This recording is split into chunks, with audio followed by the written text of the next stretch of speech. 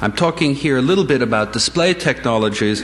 Let me talk about how you might input information, and my favorite example is always fingers. I'm very interested in touch-sensitive displays. High-tech, high-touch. Isn't that what something you said? Let's say, well, or whatever.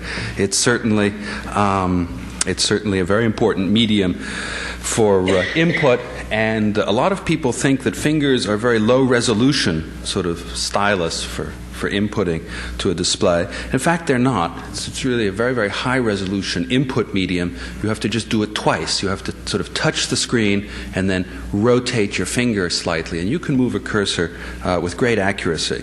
And so when you see on the market these systems that have just a few light-emitting diodes on the side and are very low resolution, it's nice that they exist because it still is better than nothing, but it in some sense misses the point, namely that fingers are very, very high-resolution input medium. Now, what are some of the other advantages? Well, one advantage is that you don't have to pick them up. And people don't realize how important that is, not having to pick up your fingers to use them. When you think for a second of the mouse on Macintosh, and I will not criticize the mouse too much, when you're typing, what you have to, and you want to now put something, first of all, you got to find the mouse. You have to probably stop, maybe not come to a grinding halt, but you've got to sort of find that mouse. Then you find the mouse, and you're going to have to wiggle it a little bit to see where the cursor is on the screen. And then when you finally see where it is, then you've got to move it to get the cursor over there, and then bang, you've got to hit a button or do whatever.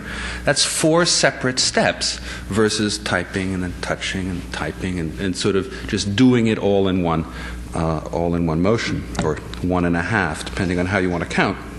Again, what I'm trying to do is just illustrate the kinds of problems that I think face the designers of new computer systems and entertainment systems and educational systems from the perspective of the quality of that interface. And another advantage, of course, of using fingers is you have 10 of them. And we have never known how to do this technically, so this slide is a fake slide. We never succeeded in using 10 fingers. But there are certain things you can do, obviously, with more than one finger input, which is rather fascinating. What we did stumble across was something, again, which is typical of the computer field, is when you have a bug that you can't get rid of, you turn it into a feature. And maybe that's maybe a mouse is a new kind of bug. But the bug in our case was in touch-sensitive displays. We wanted to be able to draw, rub your finger across the screen to input continuous points, and there was just too much friction created between your finger and the glass, if glass was the substrate, which it usually is. And so we found that actually was a feature in the sense you could build a pressure-sensitive display. And when you touch it with your finger, you can actually then introduce all the forces in the face of that screen. And that actually has a certain amount of value.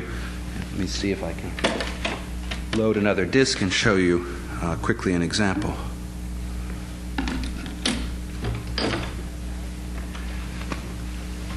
Okay, now imagine a screen which is not only touch sensitive now, it's pressure sensitive.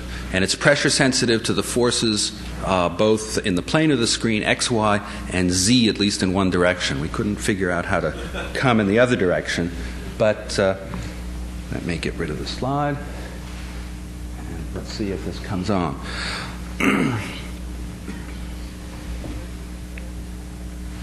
Okay. So there is the pressure-sensitive display in operation. The person's just, if you will, pushing on the screen to make a curve. But this is the interesting part. Now, I want to stop it for a second, because the movie is very badly made. And the particular display was built about 6 years ago, and when we moved from one room to another room, a rather large person sat on it. And it got destroyed. So all we have is this record. But it's imagine that screen having lots of objects on it. And the person has touched an object, one of N, like he did there, and then pushed on it.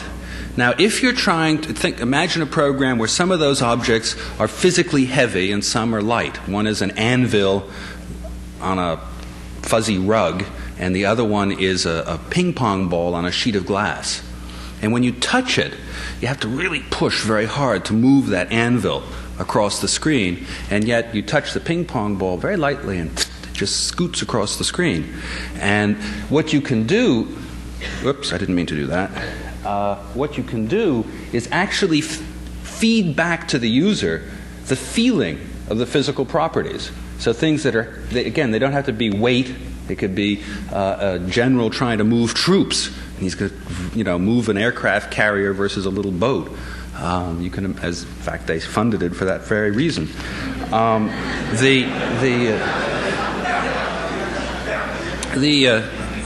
The whole notion then is one that at the interface there are physical properties in that transducer, in this case it's pressure and touch sense, that allow you to present things to the user that you could never present before.